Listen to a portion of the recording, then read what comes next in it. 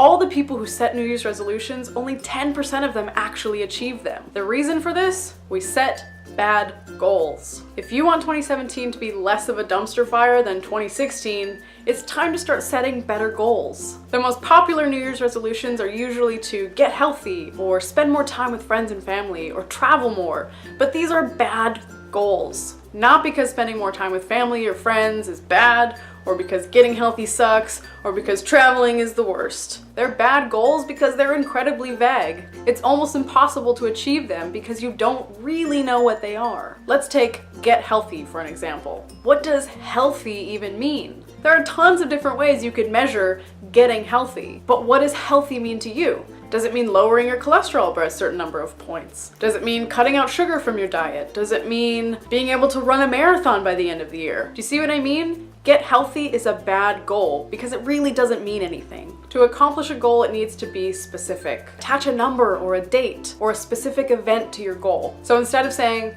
I want to run more in 2017, say I want to participate in the Boston Marathon in 2017. That's a much more specific goal and much more achievable because you'll actually know when you've accomplished your goal. On top of getting specific, set when, where goals. What this means is specifying when you'll work on your goal and where you will work on your goal. Dr. Shane Lopez, in his book Making Hope Happen, he shows some interesting results from a research project called the Christmas Study. In the study, a teacher assigns a group of students to write a report on what they did on Christmas Eve and Christmas Day and submit it within 2 days of returning from the holiday. He split the class into 2 groups. One group was asked to create when and where plans for completing the assignment, and the other group was not. Of the group who had created the when-where plans, 75% of them completed the assignment on time. However, of the group that had not created a when-where plan, only 33% of them handed in the assignment. This goes to show that creating when and where plans for accomplishing your goal can drastically increase your chances of success. To add even more clarity to your goals, you can specify how you will accomplish them. So not only are you adding when and where, you're also specifying a method for how you will accomplish this goal.